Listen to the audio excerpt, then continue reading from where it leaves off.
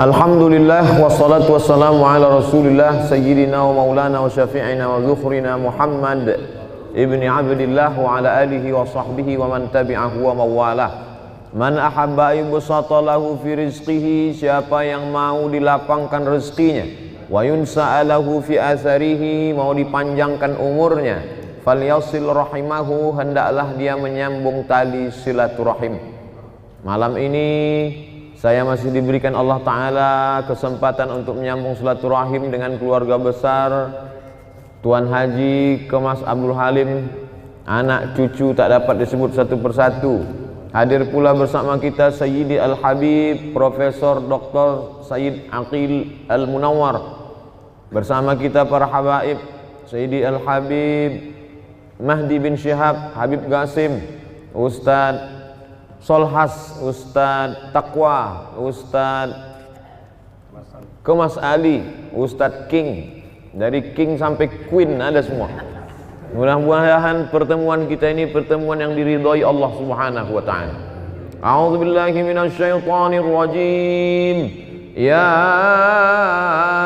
ayyuhalladzina amanu, hai orang-orang yang percaya bahwa sesudah mati ini dia akan hidup lagi. Hai orang-orang yang percaya bahwa ada malaikat.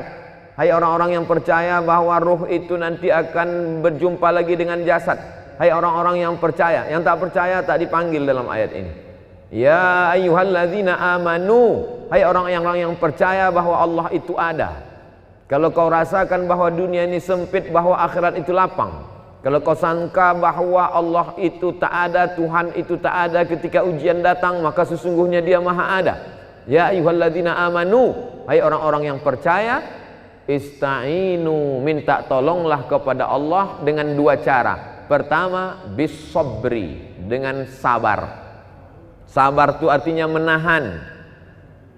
Makanya dalam hadis dikatakan laisa minna man darabal khudud wa syaqqal juyub. Siapa yang memukul-mukul pipi, menarik-narik rambut, bukan umat Nabi Muhammad SAW. Tak bisa dia tak bisa ditahannya tangannya. Maka siapa yang memukul-mukul pipi, menarik-narik rambut, maka bukan umat Nabi Muhammad SAW. Maka niyahah haram hukumnya. Meratap, lidah bisa ditahan, tangan bisa ditahan, tapi ada yang tak bisa ditahan, tetesan air mata. Maka ketika Ibrahim, anak Nabi dari Maria Al-Qibtiyah, meninggal dunia, menetes air mata Nabi. Sahabat bertanya, "Ama tarda ya Rasulullah? Apakah engkau tidak ridha dengan kematian ini ya Rasulullah?" Kata Rasul, "Aku ridha." Kalau memang ridha, kenapa menangis? Tetesan kasih sayang. Jadi menangis tak apa-apa. Menangis bukan tanda murka kepada Allah. Saya pun sampai hari ini kalau nampak saya anak kecil, semalam ketika kita dari Masjid An-Nur mau masuk ke dalam mobil, datang ibu-ibu jauh membawa anak kecil. Tak bisa dia mendekat, saya panggil, bawa kemari. Yang teringat saya, begitulah dulu waktu saya kecil dibawa oleh almarhumah emak saya, mendekatkan kepada alim-alim ulama. Asal nampak ustadz, asal nampak tuan syekh, asal nampak habib, minta sapukan kepala, minta hembuskan. Jadi hari ini kalau nampak saya anak kecil, yang nampak saya itu bukan dia, tapi yang nampak saya adalah waktu saya kecil dulu. Air mata tak bisa ditahan, tapi tangan bisa ditahan, lidah sumpah serapah caci maki bisa ditahan, pikiran yang mulai berkata kalaulah dulu, kalaulah dulu, kalaulah dulu, kalaulah dulu, maka kalau datang sekali lau, tutup langsung dengan ingat kepada Allah, karena kalau itu adalah salah satu pintu setan masuk. Kalau kita pun konsultasi sama psikiater, psikolog, mereka akan berkata jangan banyak berkalau-kalau, katakanlah qadarullah. Ini sudah takdir Allah Subhanahu wa taala. Innallaha katabal maqadir. Allah sudah menetapkan takdir 50,000 sanah, 50.000 tahun qabla an yakhluqas samawati wal ard. Sebelum Allah menciptakan langit dan bumi, Allah sudah memerintahkan qalam. Allah bersumpah demi qalam, nun wal qalami wa ma yasturun. Allah suruh qalam menulis, hai qalam, tulis takdir sejak alam terkembang sampai hari kiamat. Rufi'atil aqlam, pena sudah diangkat, wajaffatis suhuf, lembaran sudah kering. Tak ada yang bisa menolak takdir Allah Subhanahu wa taala. Allahumma inni la as'aluka raddal qada walakin as'aluka lutfa fih. Aku tak minta supaya kau tolak takdirku itu ya Allah. Aku cuma ingin kau berikan kelembutan pada takdir itu. Makanya ada satu amal yang lebih hebat daripada mati syahid, lebih hebat daripada jihad, lebih hebat daripada haji mabrur, lebih hebat daripada puasa sunat, lebih hebat daripada membangun masjid. Apa amal itu? Ridha menerima takdir Allah Subhanahu wa taala. Makanya kata Imam Al-Qushairi dalam risalah Al-Qushairiyah, aku tahu kapan Allah ridha kepadaku. Nah, itu bukti ridha Allah. Aku tahu kapan Allah ridha kepadaku. Dari mana engkau tahu Allah ridha kepadamu? Ketika aku ridha menerima takdir Allah, disitulah aku berarti diridhai Allah Subhanahu wa taala. Setelah penghuni surga itu masuk ke dalam surga, salamun qaulam min rabbir rahim. Apa kata Allah? Salamun alaikum. Masuk kamu ke dalam surga. Tibtum, kamu sudah berbuat baik. Fadkhuluha, masuk kamu ke dalamnya khalidin, kekal selamanya. Setelah mereka mendapatkan kenikmatan surga, jannatin tajri min tahtihal anhar, ada satu yang belum mereka dapatkan. Allah bertanya kepada penghuni surga, madza turidun? Kalian mau apa lagi penghuni surga?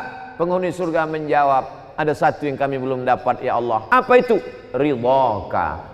Orang yang mendapat surga belum tentu dapat ridha Allah, tapi orang yang dapat ridha Allah pasti dapat surga. Makanya di malam-malam Ramadan selalu kita minta, Allahumma inna nas'aluka ridhaka wal jannah wa na'udzubika min sakhatika wan nar. Tapi bercerita tentang ridha ini berceramah aja senang.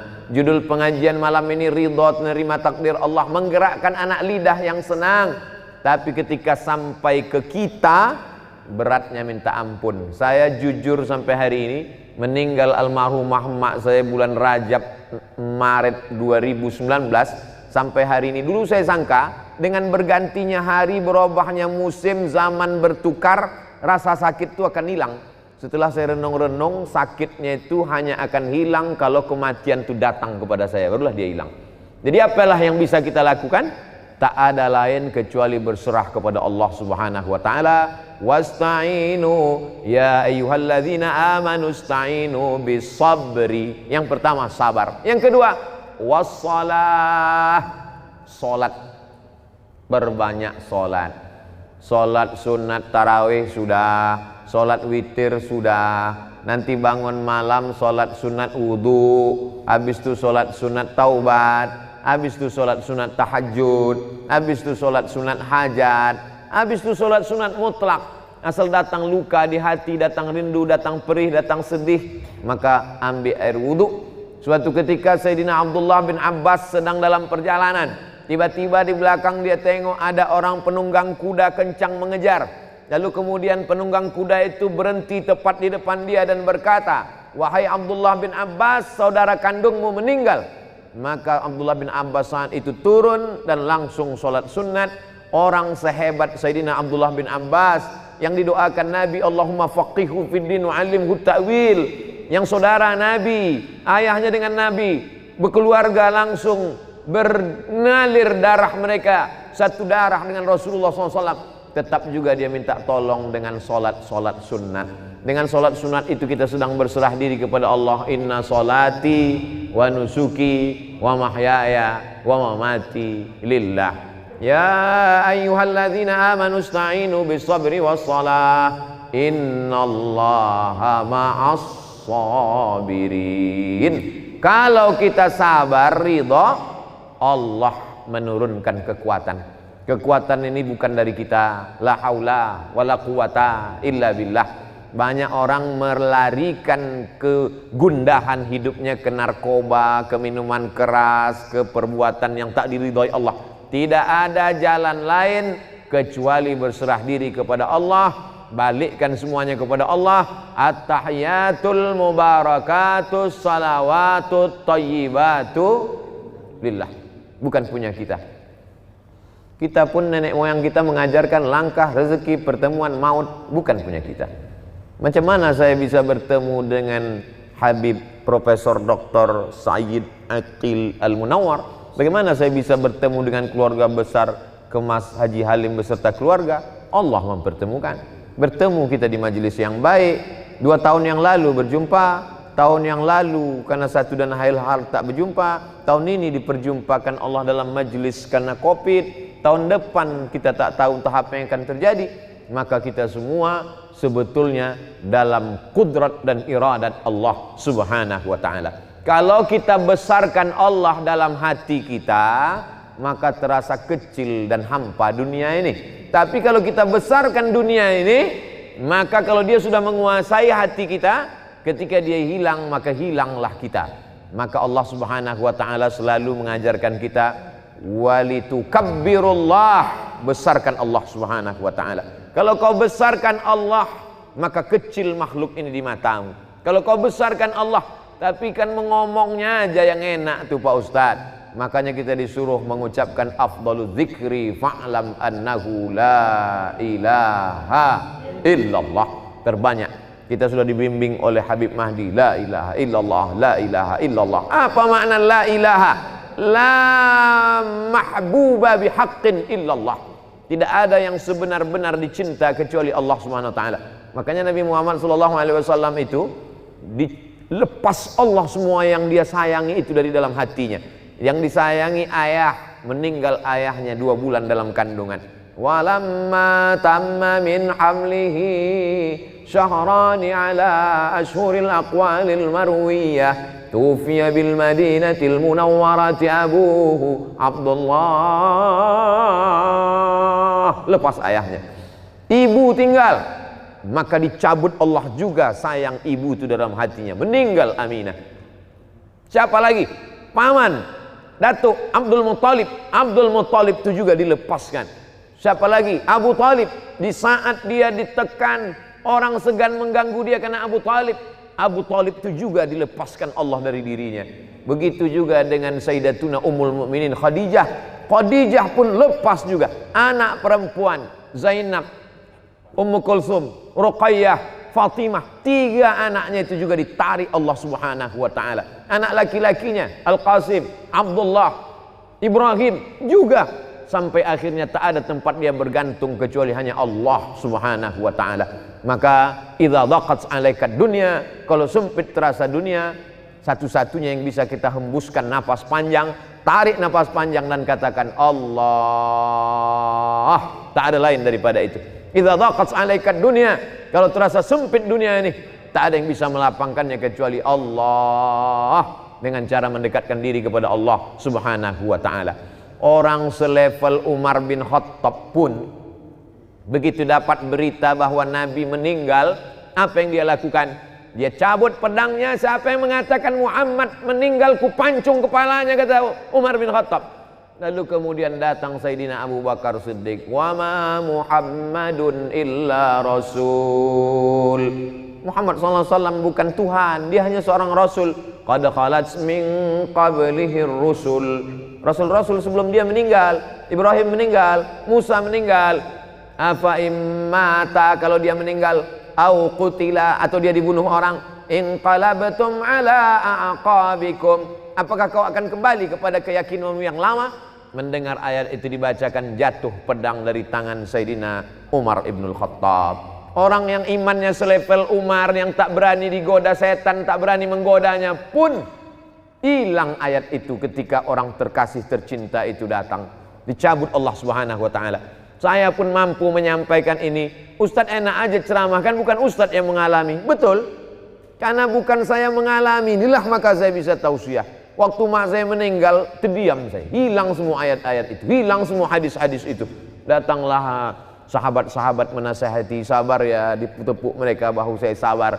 Ternyata perlahan-lahan macam kopi yang diaduk, lama-lama dia bertenang, tapi namun hilang tetap tidak. Satu-satunya keyakinan saya bahwa sakitnya kehilangan orang tersayang itu hanya akan hilang dengan kita mati. Mati kita, barulah dia akan hilang. Namun dia hilang tidak. Lalu bagaimana cara Ustadz mengatasinya? Maka bisa kita lakukan dengan memperbanyak dekatkan diri kepada Allah. Allah berjanji, "Falyabudu rabb hadzal bait Kalau kau banyak-banyak beribadah, 2 janji Allah. At'amahum min ju', kalau kau lapar dikenyangkan Allah. Masalah lapar kita udah selesai udah. Yang kedua, wa amanahum min khauf. Kalau kau takut, kalau kau cemas, kalau kau galau, maka insya Allah dihilangkannya ketakutanmu. Allah minta 1, dikasihnya 2. Allah memang selalu begitu. Allah cuma minta 1 saja. Falyabudu rabb hadzal bait. Kau hambakan dirimu hanya kepada Allah, kau beribadah hanya kepada Allah, maka kalau kau lakukan itu dikasih Allah 2. Zahir, batin. Apa zahirnya? At'amahum min ju'. Apa batinnya? Wa amanahum min khauf. Penyakit yang diderita orang modern adalah takut sama sedih. Makanya orang yang masuk surga itu digambarkan Allah sifatnya, ala inna awliya Allah la khaufun alaihim walahum yahzanun. Tak ada rasa takut dalam hatinya, tak ada rasa sedih. Apa beda takut dengan sedih? Takut menghadapi masa depan. Apa beda takut dengan sedih? Sedih terhadap masa lalu, sedih terhadap kenangan yang begitu panjang, sedih terhadap kasih sayang yang begitu dilupakan. Takut bagaimana melangkah ke masa depan. Takut dan sedih itu dicabut Allah dari hati orang-orang yang berserah diri kepada Dia. Itulah gunanya kita berserah. Kita tempelkan kening ke lantai, yang tinggi dan mulia hanya Dia. Kita katakan subhana rabbiyal a'la wa bihamdi. Aku tak ada apa-apanya. Kita duduk bersimpuh dan berkata 8 laporan kita kepada Dia. Rabbighfirli warhamni wajburni warfa'ni warzuqni wahdini wa'afini wa'fu anni. Di saat kita berserah kepada Dia, disitulah Dia akan mengembalikan kita. Sesungguhnya ujian itu Dia kasih supaya sujud kita lebih lama. Sesungguhnya ujian itu Dia kirimkan ke kita supaya doa kita lebih khusyuk. Sesungguhnya kesusahan itu Dia datangkan kepada kita. Ada seorang hamba sempat khilaf dan lupa kepada Allah, tapi Allah sayang kepada dia. Dikirimkannya 1, 2, 3 ujian sehingga balik hamba itu mendekat kepada Allah. Andai tidak lupa, tidak lalai kepada Allah, sesungguhnya di balik ujian itu Allah ingin mengangkat derajat. Andai derajat sudah diangkatnya, sesungguhnya orang itu sudah diletakkannya di surga Jannatul Firdaus. Tapi begitu dilihat amalnya kurang, maka sesungguhnya ada amal yang bisa menambah berat itu, yaitu amal sabar. Innama yuwaffas sabiruna ajrahum bighairi hisab. Orang yang sabar itu balasannya bighairi hisab. Tak bisa dihitung dengan alat penghitung apapun. Unlimited, hanya Allah saja yang dapat menghitungnya. Kita lanjutkan ayatnya. Walanabluwannakum bisyai'im minal khauf. Takut. Wal ju', lapar. Wa naqsim minal amwal, kurang harta, rugi, hilang, bangkrut, terbakar, diambil orang. Wal anfus, sakit. Was samarat, kemarau, paceklik, tak ada makanan, tak ada buah-buahan. Wa basyiris sabirin, berikan kabar gembira kepada orang yang sabar. Siapa itu? Alladzina idza asabathum musibah, ketika datang musibah itu kepada dia, yang keluar dari mulutnya bukan sumpah serapah caci maki, yang keluar dari mulutnya adalah inna lillahi wa inna ilaihi raji'un. Apa kata Allah di ujung? Ulaika alaihim salawatum min rabbihim wa rahmah wa ulaika humul muhtadun. Siapa yang mendapatkan salawat dari Allah? Siapa yang mendapatkan rahmat dari Allah? Siapa yang mendapatkan hidayah? Itulah orang-orang yang sanggup berkata apapun yang terjadi, dia katakan inna lillah wa inna ilaihi raji'un. Nah, setelah kita berpindah alam dengan saudara, emak, abang, saudara, tetangga, apa yang bisa kita lakukan hubungan dengan mereka? Seperti yang dilakukan Tuan Haji Alim beserta keluarga. Beliau mengumpulkan orang banyak, para habaib, para profesor, tuan-tuan guru, mengaji, maka sesungguhnya amal ini mengalir. Di antara amal yang mengalir kepada orang yang sudah meninggal dunia, yang pertama, datanglah saat kepada Nabi, ya Rasulullah, ummi matat, emakku sudah meninggal, afa atasaddaqu anha, apakah kalau aku bersedekah pahalanya sampai ke almarhumah emakku? Kata Nabi, tasaddaq, bersedekahlah saat. Ayu sadaqatu afdal, apa sedekah yang paling afdal? Kata Nabi, saqiyul ma, memberi air minum. Carilah pondok pesantren yang kurang sumur bor, cari pondok pesantren yang kurang WC, toilet, kamar mandi. Mengalirlah pahalanya kepada almarhum almarhumah. Mandi, buang air kecil besar anak-anak santriwan santriwati di sana, mengalir kepada yang sudah meninggal. Mengalir pula rahmatnya ke hati kita, lapanglah dada kita menerima segala kesulitan hidup. Tidak ada cara lain kecuali itu saja. Lalu kemudian yang kedua adalah mengirimkan doa. Ketika Sayyidatuna Aisyah lewat di makam Baqi, kata Nabi, kalau kau lewat jangan diam saja, doakanlah mereka. Apa doanya? Assalamualaikum ya ahlad diyar minal mu'minin wa inna insyaallah bikum lahiqun yarhamullahul mustaqdimina wal mustakhirin nas'alullaha lana wa lakumul afiyah. Tapi doakan putus Pak Ustadz. Orang kalau sudah meninggalkan putus. Iza mata ibnu Adam inqata'a amaluhu. Kalau anak Adam sudah meninggal, maka putuslah amalnya. Yang putus itu amal dia. Orang meninggal itu amalnya putus. Itu pun tidak semua amal dia putus. Kata Syekh Muhammad Mutawalli Asy'arawi ketika dia dibantah tentang wali-wali bisa mendoakan orang hidup. Kata Syekh Muhammad Mutawalli Asy'arawi, waktu Nabi Muhammad Isra Mi'raj, dia berjumpa dengan Nabi Musa. Nabi Musa sholat di kuburnya. Nabi Ibrahim jadi makmum mereka sholat di Masjidil Aqsa. Kalau begitu orang meninggal itu pun tetap sholat, dan sholat itu doa. Lalu apa makna hadis inqata'a amaluhu? Yang maksud putus di situ adalah amal taklifi, amal beban wajib.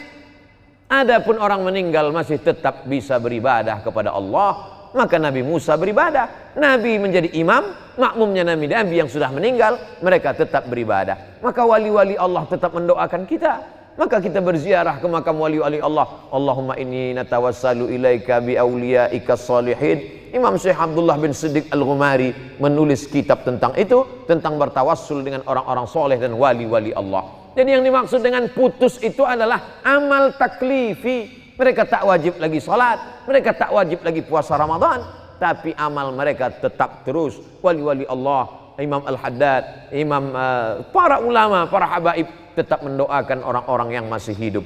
Lalu kemudian yang dimaksud dengan inqata'a amaluhu, orang yang meninggal itu amalnya putus, amal taklifi. Adapun amal kita maka masih tetap mengalir kepada orang meninggal dunia. Kalau putuslah amal kita kepada mereka, tak ada sholat jenazah. Karena sholat jenazah itu adalah amal orang hidup untuk orang meninggal dunia. Kalau ada orang mengatakan Fatihah yang kita baca tak sampai pada orang meninggal dunia, berarti nanti waktu sholat jenazah Allahu Akbar, tak pakai Fatihah karena tak sampai. Fatihah dibaca sampai Allahu Akbar, Allahumma salli ala Sayyidina Muhammad wa ala ali Sayyidina Muhammad, sampai Allahu Akbar, Allahumma firlahu warhamhu wa'afihi wa'fu anhu. Maka sesungguhnya doa sampai. Jangan pernah bosan berdoa. Ustadz Somad kalau mendoakan orang tua kapan saja, asal ingat saya, asal teringat wajahnya, saya bacakan Fatihah, Allahumma firlahum warhamhum wa'afihim wa'fu anhum. Kalau kebetulan lapang, baca Yasin. Lebih lapang Ramadan ini, baca khatamkan Al-Quran. Waktu sempit, bacakan Al-Fatihah. Maka sesungguhnya tidak ada halangan kita untuk mendoakan mereka. Yang ketiga yang sampai kepada mereka adalah tahlil. Man halala sab'ina marratan summa ahda sawabahu lil mayyit yantafi'u bihi. Siapa yang bertahlil 70 kali, dihadiahkannya pahalanya untuk orang meninggal dunia, maka orang yang meninggal itu mendapatkan manfaat dari tahlil itu. Kata siapa? Kata Imam Ibnu Taimiyah dalam kitab Majmu' Fatawa. Kenapa Ustadz pakai pendapat Ibnu Taimiyah? Karena murid-murid dia yang mengaku pendapat, memakai pendapat dia yang mengatakan tak sampai. Padahal mereka sendiri mengatakan sampai. Imam Ibnu Qayyim Al-Jauziyah dalam kitab Ar-Ruh mengatakan sampai tahlil, sampai bacaan Al-Quran kepada orang yang meninggal dunia. Maka malam bacakan tasbih, bacakan tahmid, bacakan tahlil. Allahumma ausil sawaba ma qara'nahu wa ma sabbahnahu wa ma kabbarnahu wa ma halalnahu. Sampaikanlah tasbih, tahmid dan takbirku pada almarhumah emakku, pada almarhum ayahku, kepada almarhumah almarhum keluarga kami. Maka sesungguhnya hubungan kita tak pernah putus kepada mereka. Kenapa Ustadz Somad tak pernah bosan menyampaikan itu dalam ceramah-ceramah? Supaya ketika aku mati nanti jamaah dari Palembang pun tetap mengirimkan itu kepadaku. Kalau dikirim nyampe empek Pak Ustaz, sampai. Sedekah, sedangkan air putih sampai, apalagi makanan, maka tentulah dia sampai. Maka tasbih, tahmid, tahlil sampai. Nabi lewat di suatu makam, diambilnya pelepah korma, fasyaqahu nisfain, dibelahnya menjadi dua, kemudian ditancapkannya. Sahabat heran, apa yang kau lakukan ya Rasulullah? Kata Nabi, la'allallaha an yukhaffifa 'adzabahuma ma lam yaybasa. Semoga selama pelepah korma ini basah, maka bermanfaatlah sampai ke bawah. Apa kata Imam Nawawi dalam kitab Al-Majmu'? Apa ada Imam Nawawi dalam kitab Al-Minhaj Syarah Sahih Muslim Ibn Al-Hajjaj? Kalau tasbih pelepah korma saja sampai, apalagi bacaan Quran orang beriman. Jadi kalau ada orang mengatakan itu doa Abdul Somad dengan bacaan Fatihah dia itu tak sampai, berarti dia seolah-olah sama dengan mengatakan saya ini lebih buruk daripada pelepah korma lagi. Tak sampai pula bacaan kita. Maka ini semuanya dalil-dalil. Sudah kita sebutkan ayatnya, dalilnya, ungkapan ulama, tak juga dia percaya. Kalau ada orang yang mengajak saya berdebat, sudah saya sebutkan, saya tak dapat membuktikan sampai atau tak sampai. Hanya bercerita argumen saja. Kalau dia tetap menantang juga, tak ada cara lain kecuali meminta nama lengkapnya. Nanti kalau dia meninggal kita kirim. Kalau tak sampai cepat-cepat kasih kabar. Itu sajalah lagi cara untuk mengatasi orang-orang yang tak percaya. Sedekah sampai, doa sampai, tahlil sampai, apalagi bacaan Quran sampai. Tadi udah kita baca Yasin di Masjid Al-Falah. Sampai kemari kul huwallah 3 kali. Kenapa kul huwallah 3 kali? Innaha la ta'dilu sulusal Quran. Satu kul huwallah sama dengan sepertiga Quran. Kita baca 3 kali seolah-olah macam khatam Al-Quran. Lalu kemudian kenapa kita baca Qul a'udzu falaq dengan Qul a'udzu binnas?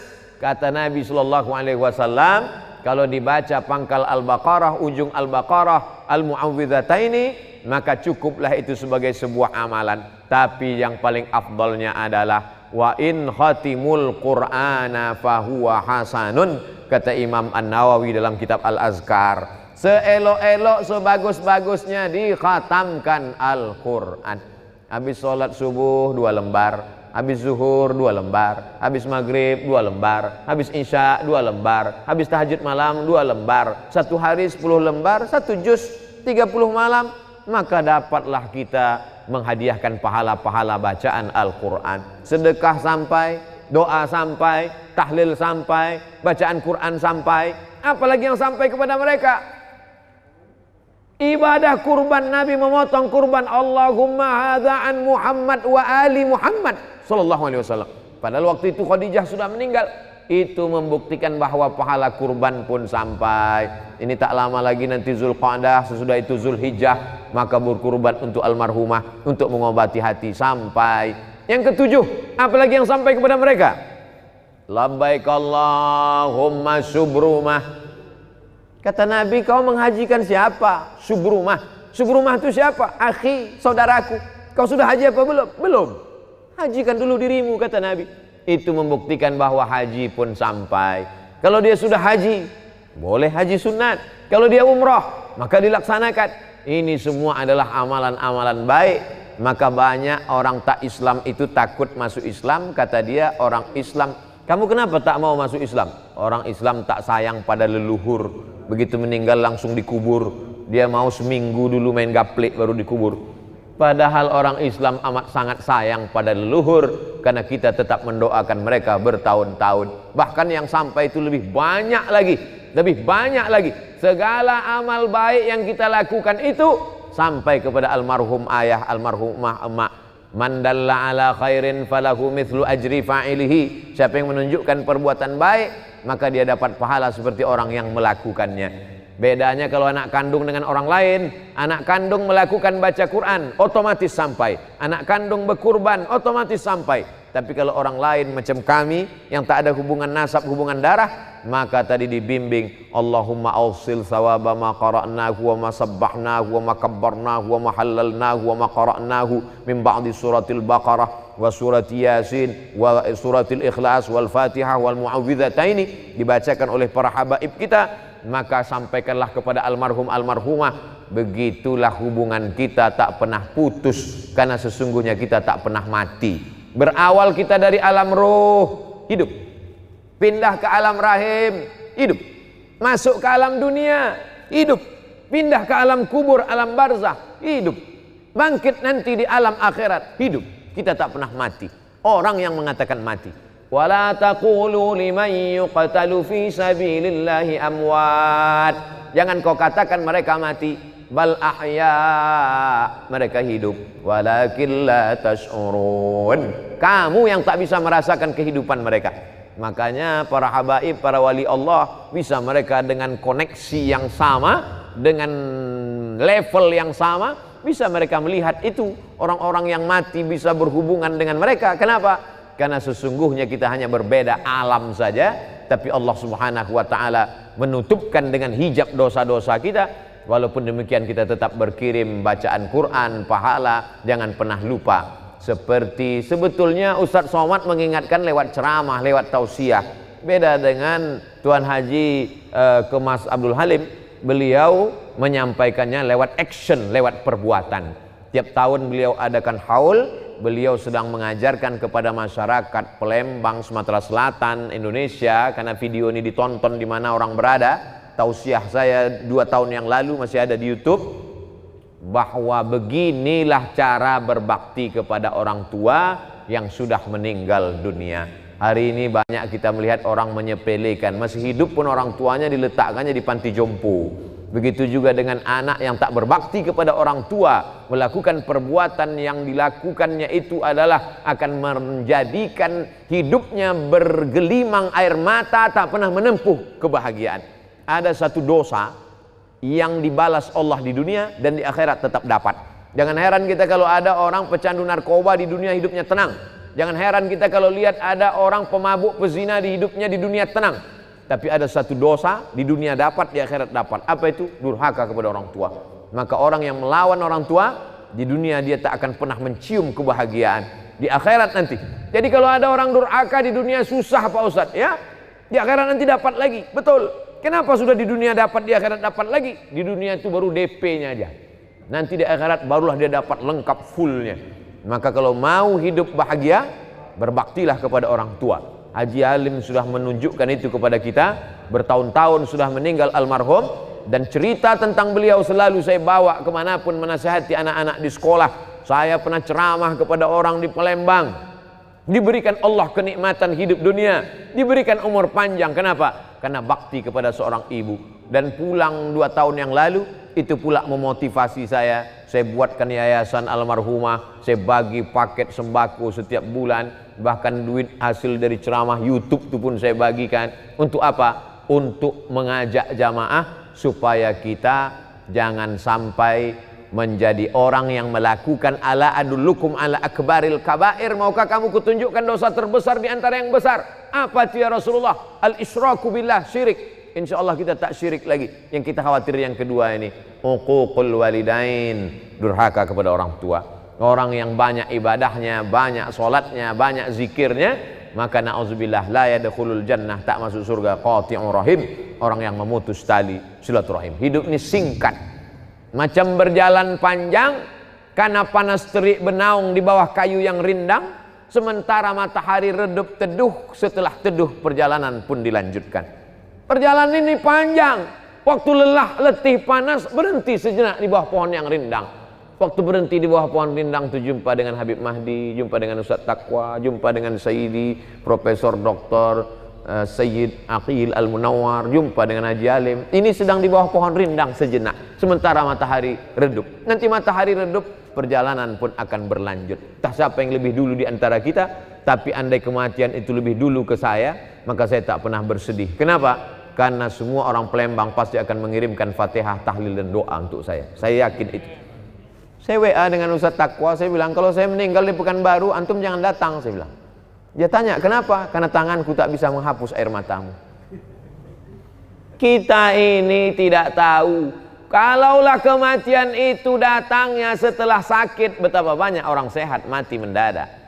Lalu yang paling baik itu apa? Bersiap-siap. Saya kalau tidur malam, saat mengatakan Bismika Allahumma ahya wa amut, saya sudah siap bahwa nanti kalau buka mata, pertanyaannya marrab buka. Tiba-tiba saya buka besok, Oh, belum lagi, masih ada jadwal ceramah. Sehingga kalau kita tarawih malam ini seolah-olah ini tarawih terakhir. Sehingga seolah-olah kalau kita berjumpa kita akan tetap semangat. Kenapa? Karena ini pertemuan terakhir. Sehingga kalau kita bersilaturahim dengan kawan-kawan kita akan semangat. Kenapa? Kita anggap itu pertemuan terakhir. Bahwa besok pagi masih hidup berarti bonus. Begitulah setiap hari. Itu akan membangkitkan semangat kita untuk tetap beramal. Sallu salatal muwaddi'. Salatlah engkau seakan-akan salat terakhir. Puasalah seakan-akan puasa terakhir. Bersilaturahimlah seakan-akan silaturahim terakhir. Itu membangkitkan kita terus bersemangat. Mengingat mati bukan kita kehilangan etos kerja. Mengingat mati bukan berarti berputus asa. Dengan mengingat mati justru kita makin semangat untuk beramal soleh. Itulah yang dapat saya sampaikan pada kesempatan yang baik dan mulia ini. Lebih kurang 40 menit kebersamaan kita bernilai amal soleh. Aqulu qawli hadza astaghfirullah li wa lakum. A'tadir ala kulli taqsir. Tak layak saya bicara di depan guru-guru kita, habaib kita semua. Allah memaafkan silap salah saya. Wassalamualaikum warahmatullahi wabarakatuh.